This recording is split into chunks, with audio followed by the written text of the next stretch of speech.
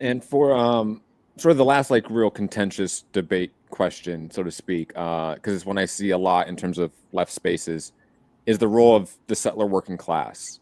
Hmm. There's a lot of comrades that kind of discount settler working class. You know, they bring up the labor aristocracy, bring up settler colonialism and class collaboration, and kind of say that the settler working class is inherently or too predisposed to reactionary tendencies. So building coalitions, revolutionary coalitions with settlers, um, is is almost a non-starter. Um, what do you sort of land on like the role of the settler working class in this revolutionary process?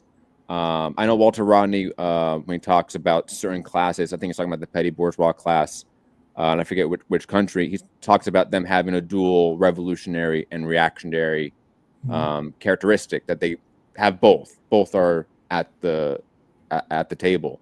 Do you see that as the case with the settler working class in the U.S., that they have this sort of natural dual tendency of revolutionary actions, but also a deeply reactionary tendency due to settler colonialism? Well, there's something to that, but I would say that I think it's an overreach. I think it's going too far to say that settler descendants of the working class should be shunned altogether. I think that's a bridge too far. If there had been those in the 1930s who took that position, I doubt that the Congress of Industrial Organizations, the CIO, would have been organized.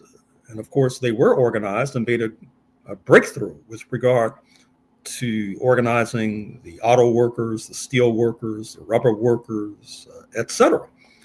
At the same time, we would be purblind if we ignored the fact that if you look at the construction trades in New York City, for example, that those unions were in many ways sort of racist job trusts, where the Euro-American skilled workers would try to pass down their membership card to their sons, for example.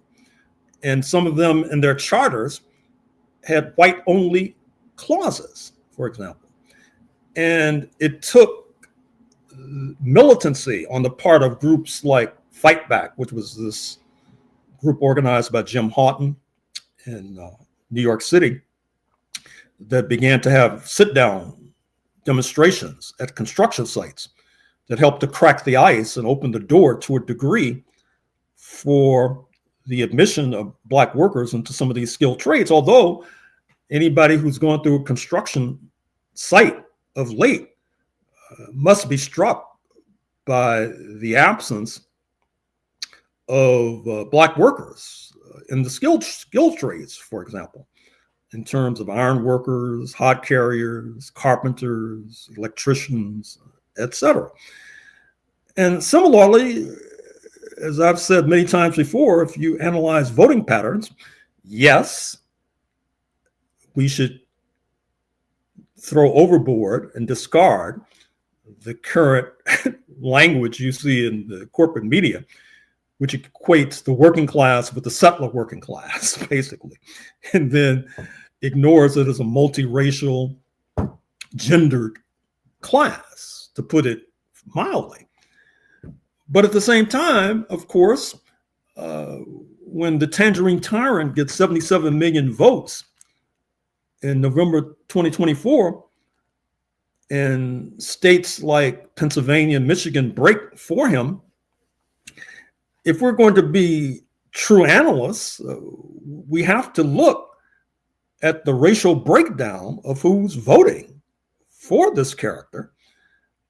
And we have to be honest with ourselves, because if we're not honest with ourselves, I can tell you that it's going to be very difficult to gain traction with the Black working class, which, as I said, has a legacy of class struggle.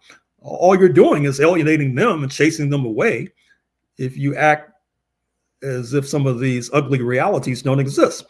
So, of the questions you've asked thus far, I think this is one of the simpler ones to answer.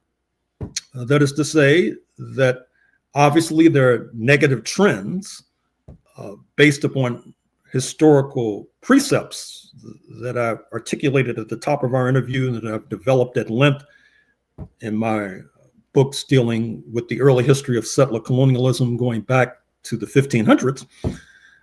But at the same time, I mean, people do evolve, classes evolve, even capitalists evolve, at least some capitalists evolve. And so we can't be locked in to ancient arguments, for example. We have to be open to new realities, for example.